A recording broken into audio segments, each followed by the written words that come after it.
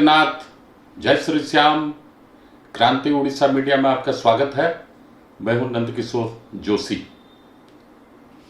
सभी दर्शकों से अनुरोध है, कृपया इस चैनल को लाइक करें, शेयर करें, सब्सक्राइब करें एवं बेल बटन अवश्य दबाएं, जिससे आने वाली वीडियो की नोटिफिकेशन आपको मिलती रहे। आज हम चर्चा करने जा रहे हैं,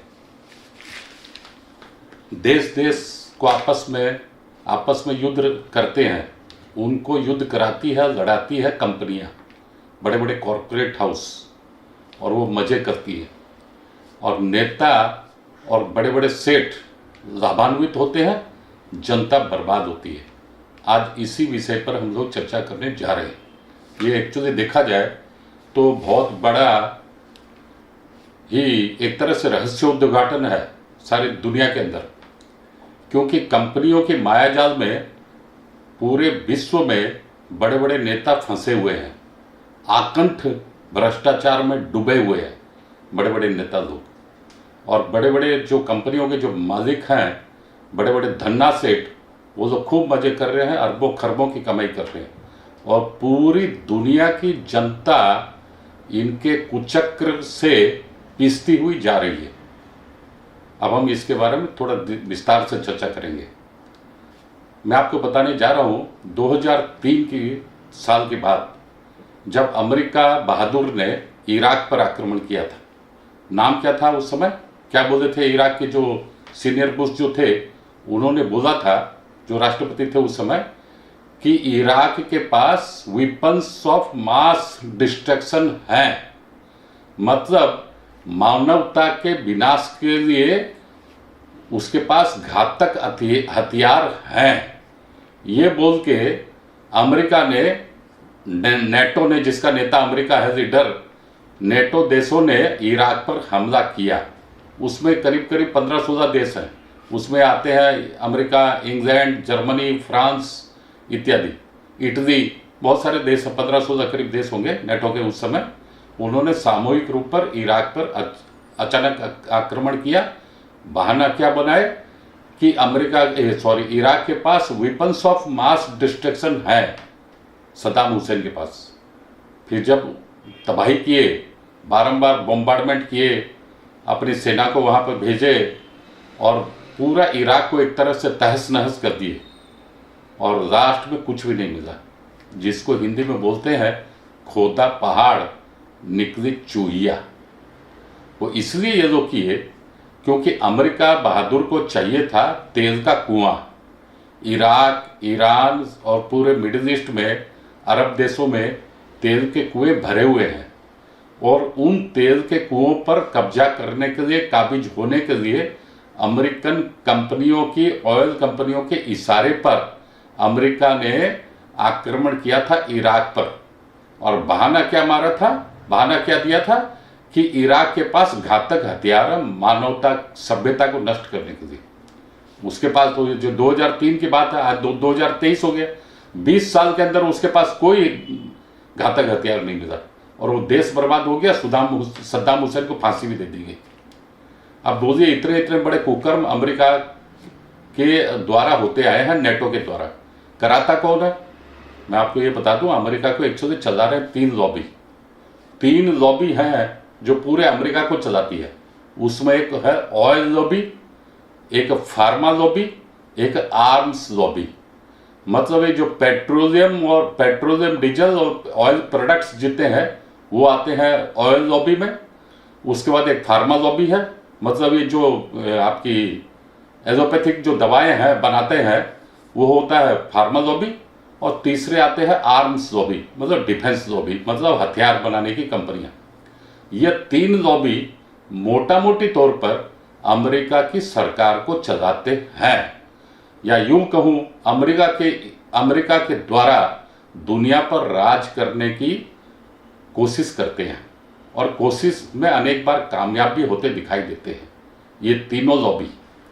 अब मैं बता रहा हूं, ये जैसे मैंने इराक की बात बताया, ये इराक के उस समय जो 2003 में अमेरिका ने जो आक्रमण किया था इराक पर, नेटो देशों ने जो आक्रमण किया था इराक पर, उस समय हमारे देश के प्रधानमंत्री थे अटल बिहारी वाजपेयी।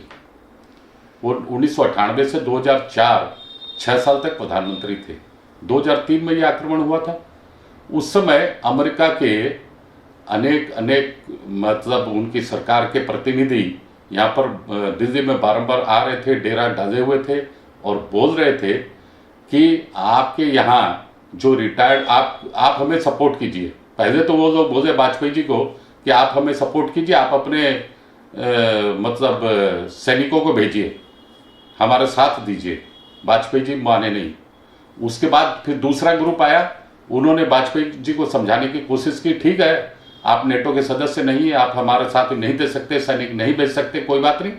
आपके यहाँ जो रिटायर्ड फौजी हैं, जो सेना से, एयरफोर्स से, इंडिया की नेवी, एयरफोर्स और ये जो आर्मी से जो रिटायर्ड हैं, उनको कम से कम हमें मुहैया करा दीजिए, हम काम चला लेंगे। वाजपेयी जी का एक बार मन भी हो गया था।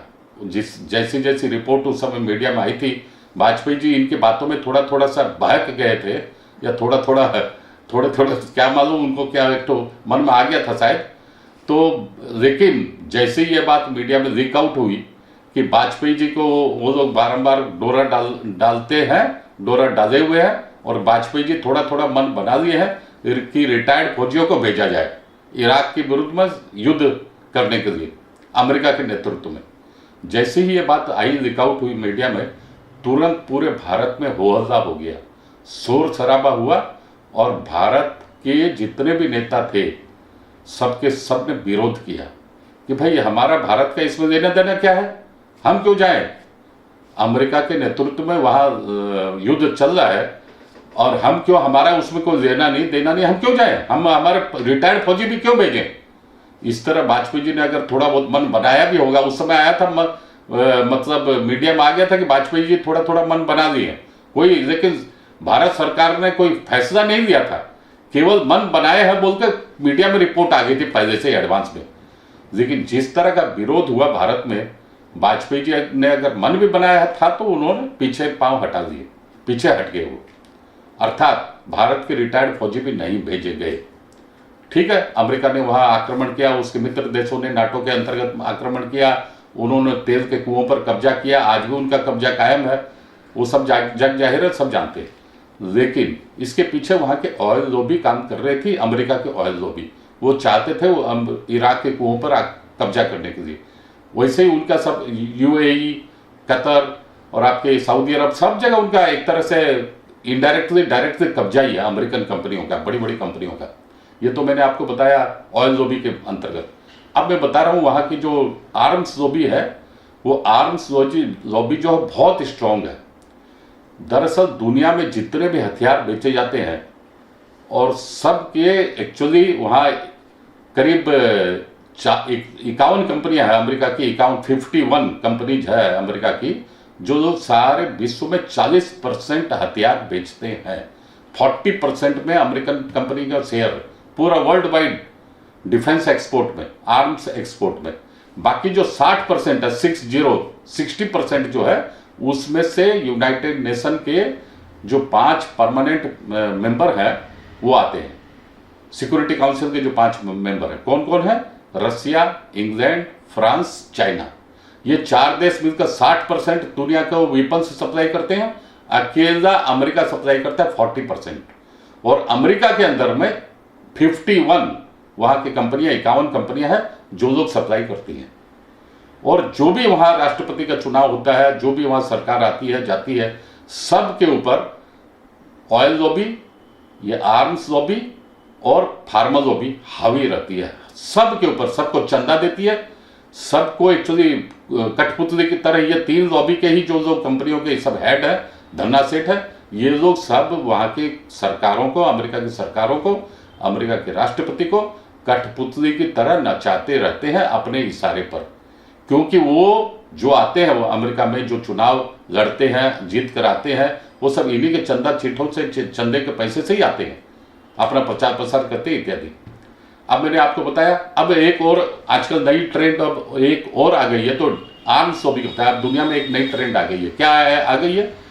जैसा अभी रूस और यूक्रेन का युद्ध चल रहा था, अभी भी चल रहा है, अभी थोड़ा बहुत चल रहा है। एक्चुअली रसिया जीत गया है, लेकिन नाम के मात्र, अभी ओपन डिक्लेयर हुआ नहीं कि रसिया ने जीत लिया, यूक्रेन ने हार मान ली या यूक्रेन परास्त हुआ, ऐसा डिक्लेयर नहीं हुआ। लेकिन वास्तव में धरातल पर स्थिति यह है कि रसिया ने युद्ध जीत लिया है। 1.5 साल तक ये युद्ध चला। रसिया के एक्चुअली आर्मी के लोग जो है वो ज़्यादा इन्वॉल्व नहीं हुए। वहाँ एक वैगनर ग्रुप है जो भाड़े के, वैगनर ग्रुप क्या है?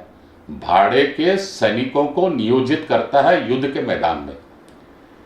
अभी ये तो आया खुला खुला आ गया कि रसिया की तरफ से वैगनर ग्रुप यूक्रेन के विरुद्ध में लड़ाई कर रहा था। वैसे ही जैसे ये वैगनर ग्रुप कर रहा था, वैसे ही आजकल अमेरिका में और इंग्लैंड में, वहाँ वेस्टर्न कंट्रीज में कई नई नई कंपनियां, नए नए ग्रुप भी पैदा हो गए। उनका भी मैं 2-3 का नाम अभी आपको बता रहा हूँ। उसमें एक है डॉन ब्रिगेड, स्पेयर हेड और एक है ब्लैक वाटर।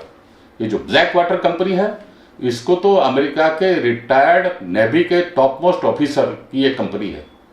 और ये लोग सब रिटायर्ड ऑफिसरों को, इवन जो जवान, जो लोग, जो युवा हैं और बेकार घूमते हैं, उनको सब रिक्रूटमेंट करते हैं अपनी कंपनियों में।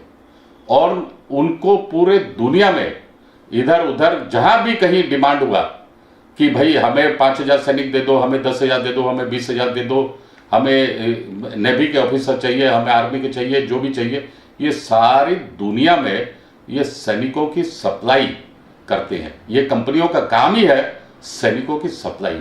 वो एक मतलब 51 कंपनियों का काम है अमेरिका में। वो साजो सामान, युद्ध के साजो सामान बनाते हैं। और ये जो 2-3-4 कंपनी मैंने आपको बताई, ये लोग हैं सैनिकों के सप्लायर। मतलब भाड़े के सैनिकों के ये है सप्लायर। ये लोग बीच बीच में अमेरिका के अंदर में ऐसी लॉबी बनाते हैं कि अमेरिका की गवर्नमेंट को भी बोल देते हैं कि भाई ये हम लोग खाली बैठे हुए हैं, बेकार बैठे हुए हैं, हमारे पास कोई काम धंधा नहीं है, उस अफ्रीका के उस कंट्री को उस कंट्री के साथ में लगाओ, युद्ध कराओ, एशिया में लगाओ, जहां कहीं भी युद्ध लगाते रहो। इन कंपनियों की, ये जो भाड़े के सैनिकों को जो सप्लाई करते हैं, इन कंपनियों की और वहां पर जो युद्ध साजो सामान बनाते हैं, आर्म्स लॉबी, आर्म्स कंपनियां, उनकी बराबर अमेरिका के गवर्नमेंट पर, राष्ट्रपति पर बराबर प्रेशर बना रहता है। कैसे भी दुनिया के किसी भी कोने में देशों के बीच में युद्ध लगा के रखो, युद्ध कभी समाप्त ना हो। इनकी ये मंशा है। और ये करोड़ों में नहीं, अरबों खरबों में ये लोग भाड़े के सैनिक देकर भी अरबों खरबों में कमाते हैं।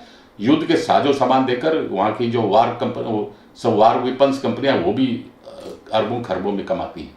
यहाँ तक कि अभी जो ये जो अभी इजराइल और हमास के बीच में जो युद्ध चल रहा है, जो जो सब कंपनियां इजराइल को जो हथियार दी है, सप्लाई की है, उनका अचानक वहाँ पर 2 गुना 3 गुना 4 गुना वहाँ अमेरिका के शेयर मार्केट में उनके दाम सब बढ़ गए कंपनियों के। अचानक जैसे युद्ध छिड़ा तैसे ही उनका अभी ये तो हाल में भी 7 अक्टूबर से ये घटना हुई है। आज 2 दिसंबर हुआ, करीब 2 महीने ही हुआ समझिए।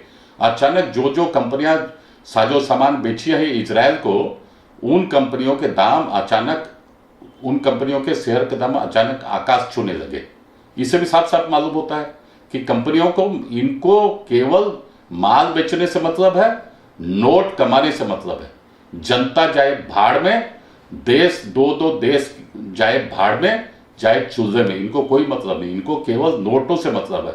और जो लोग सब देश के बड़े बड़े, ये जो सब 2 देश के आपस में लड़ाई झगड़ा करते हैं, कराते हैं, ये नेताओं की भी पॉकेट गर्म होती है, कंपनियों की भी पॉकेट गर्म होती है, सेठों को माल मिलता है। अगर पिसती है तो जनता, अगर मार खाती है तो जनता, बर्बाद होता है तो देश। इनको कोई फिक्र नहीं है। इनको केवल सिर्फ और सिर्फ पैसे से ही मतलब है। और इन कंपनियों का मकसद एक ही है, आप जो मतलब अमेरिका की कंपनी, अमेरिका का प्रेसिडेंट वही बनेगा जो ये लोग चाहेंगे। इस तरह मैं अभी फार्मा लॉबी का बात नहीं बता रहा हूँ। फार्मा लॉबी के अगर बोलूँगा तो इसके ऊपर एक अलग से एपिसोड होगा। इससे मैंने केवल ऑयल और आर्म्स लॉबी के बारे में बताया। फार्मा लॉबी के बारे में मैं फिर कभी जिक्र करूँगा आप लोगों के सामने। लेकिन इन कंपनियों को केवल कंपनियों के इशारे पर देशों के अंदर में झगड़ा कराते हैं।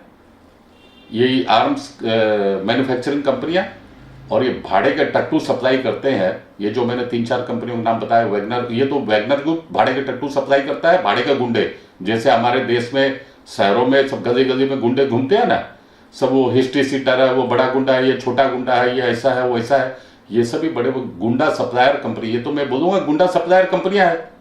भाड़े के टट्टू देते हैं, भाड़े के सैनिक देते हैं, उसमें रिटायर्ड फौजी भी जाते हैं। अच्छा, अनेक अनेक गरीब देशों की हालत ऐसी है, वो लोग, ये जो कंपनियां मैंने आपको 3-4 नाम, जैसे वो एक वैगनर ग्रुप बताया, और ये जो डॉन ब्रिगेड बताया, स्पेयर हेड बताया, ब्लैक वाटर बताया, ऐसी ऐसी कुछ और भी कंपनियां हैं। ये तो मैंने 3-4 नाम आपको बताए हैं, जो लोग कि अफ्रीका देशों से, अफ्रीकन देशों से, एशिया के गरीब देशों से वो लोग सैनिक संग्रह करते हैं। जहां खाने को दाना नहीं है, जहां भूखमरी है, जहां गरीबी है, तो वहां भी युवा लोग बेरोजगार युवा है। इवन जो विकसित डेवलप्ड कंट्री है वहां भी बहुत सारे बेकार युवा है।